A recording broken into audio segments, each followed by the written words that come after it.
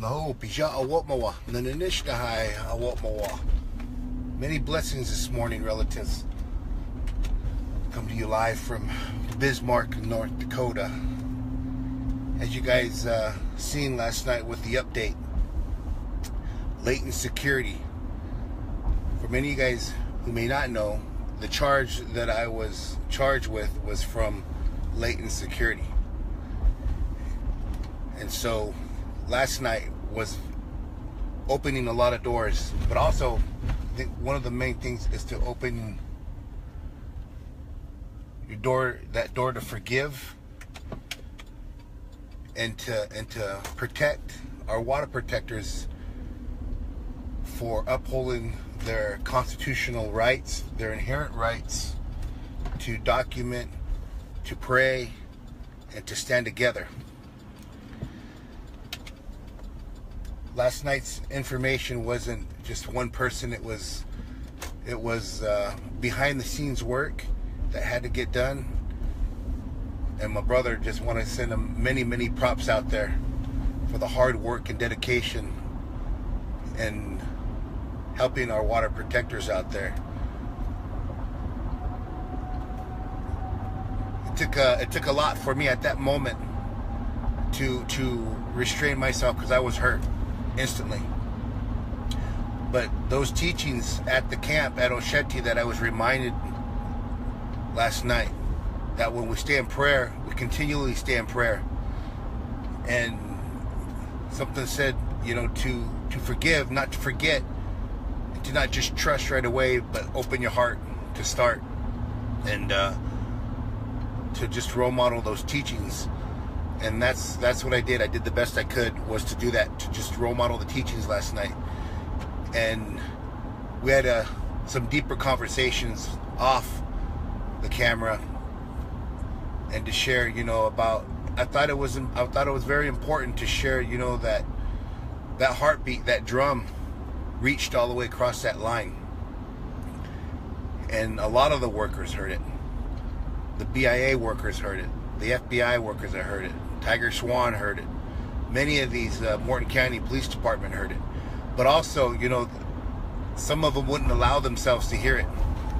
And that's what we're going to see is that divide. And all you got to do is make sure you don't get a part of that, and you'll be a part of the circle, and you'll be all right. Right before the interview,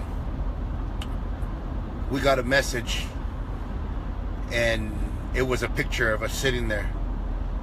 And this is the level of security that is still out there. So, these everybody's on the line here if you're being stalked like that with that type of, without, or being watched at that level where there's a picture within a few feet of you, and they're telling you to say hello to Myron and whoever that's there. So there's a lot of prayers coming into this, a lot of strong prayers coming into this, and we're going to continue to send those blessings to all the people out there on the ground that are continuing to do good work behind the scenes. Many people are doing a lot of good work, hard work, and still waiting for their trials to come up. And as you guys know, Wednesday was my trial, the 12th, and to make sure that I'm here, because I was coming to court, the last minute changes, but to make sure that we're still holding ourselves accountable to tell this story in a good way, and to share your story in a good way, to make sure that happens for all of us in a good way, because still the world is watching, and everyone's watching to see what happens. And we want to make sure that we articulate it very legally. Right now, our forefront right now is in the courts, and for many others, it's still in the front line along that pipeline that are documenting the anomalies in the pipeline, the leaks in the pipeline. But this is just one of those pieces of puzzles that are there, and it doesn't fit. So we need to make sure that we handle everything with care and take care of each other and do it in a good way. And to hear his story last night, and for the reasons that he has to have his job and do what he's doing, you know, and why we are doing what we are doing, why I was there documenting.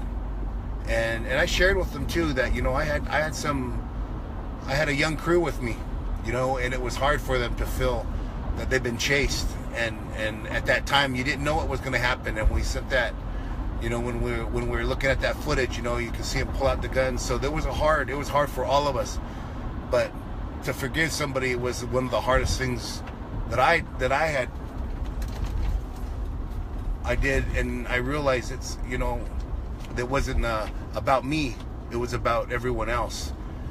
And when you make it about yourself, then that doesn't work here. And, you know, to forgive somebody for the hardships, the decisions that they made for whatever reasons that they did it was a release yesterday. I felt good, but I did feel hot in the beginning, and I want to be reminded by my brother by telling me about the teachings that we learned at Osheti together, and that sacred fire and that circle, and that how far reach that is, and where it's at today.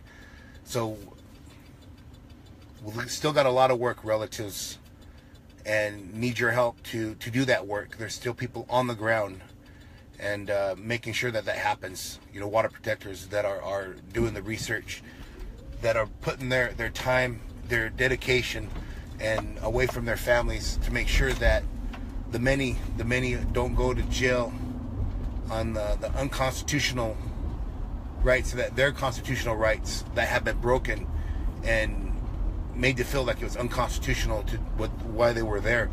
It is very constitutional what they were doing. It was an inherent right.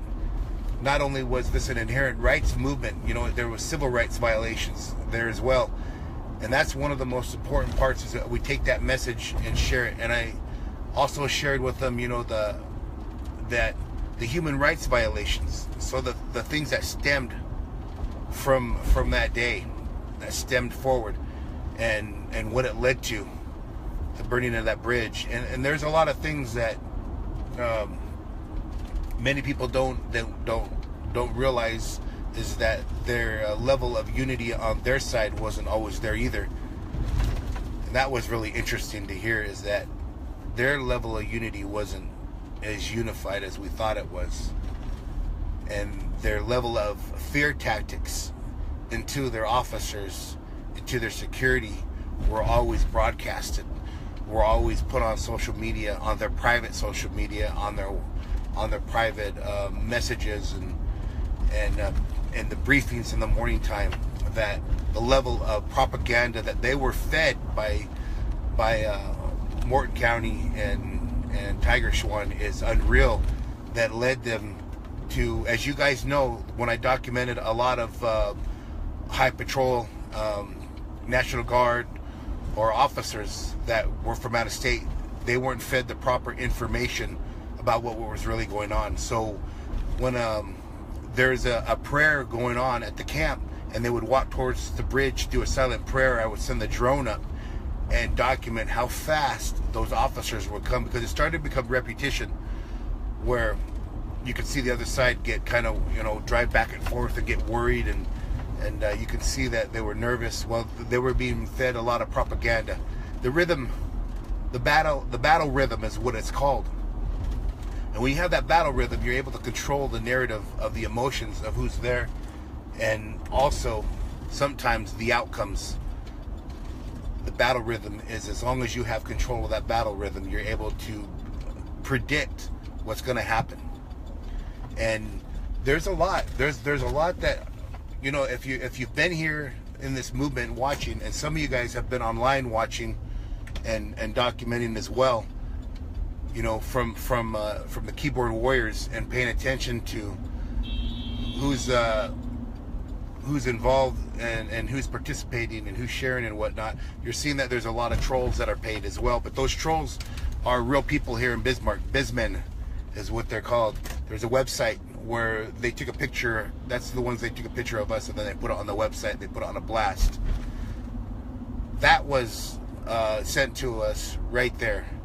And so this is a very pro-DAPL group, and I got a lot more information on that to share with you guys, that this is still, when you're seeing those trolls on there, the best thing you do is you don't interact it. You don't give away your medicine. As long as you know why you're here and whatever is shown there, you just note it and don't give them your energy. Don't give them your attention, because these guys are real people behind that, and the trolling is something they've been doing since the beginning.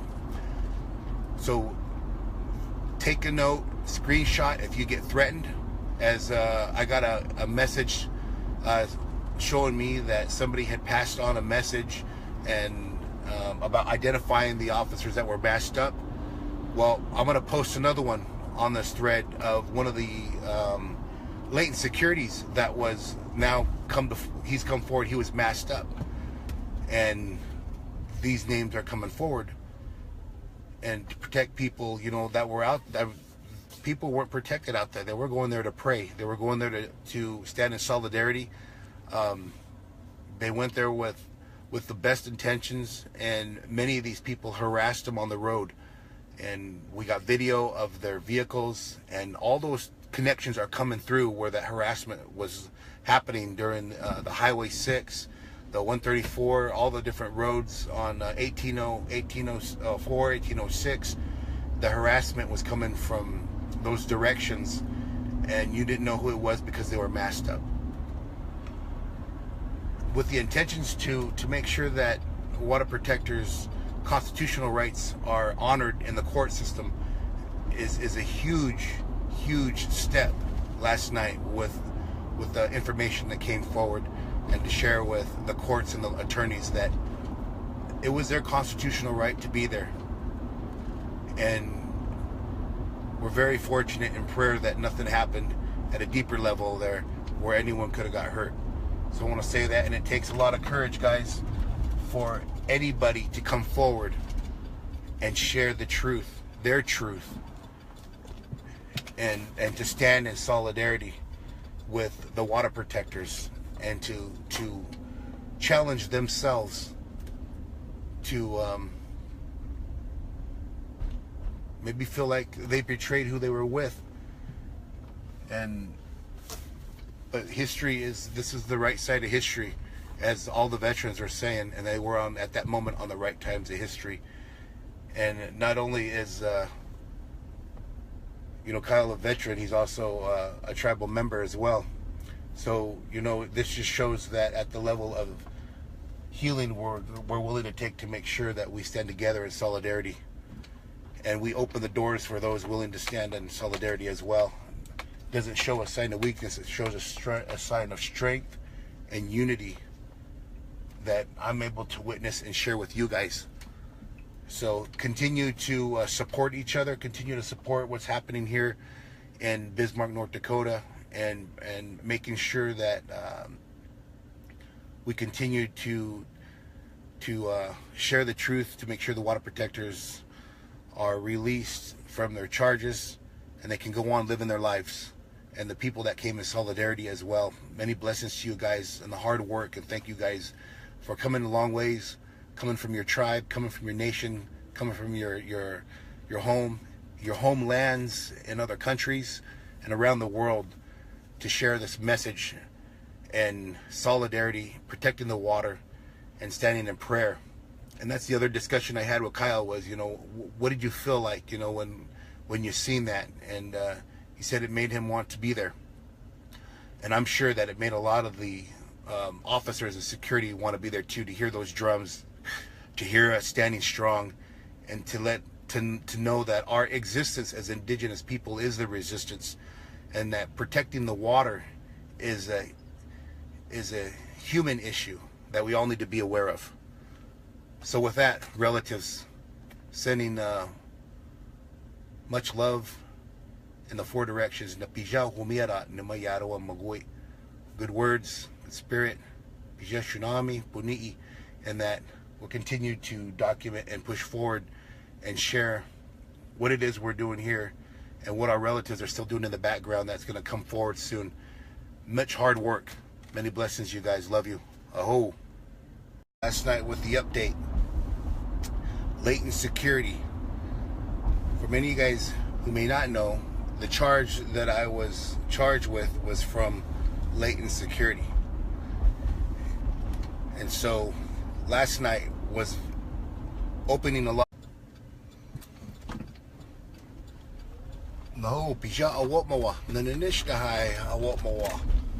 Many blessings this morning, relatives. Come to you live from Bismarck, North Dakota. As you guys seen, a lot of doors, but also I think one of the main things is to open your door, that door to forgive, and to protect our water protectors for upholding their constitutional to get done. And my brother, just want to send him many props out there for the hard work and dedication and helping our water protectors out there. It took rights, their inherent rights, to document, to pray, and to stand together. Last night's information wasn't just one person. It was behind the scenes work that had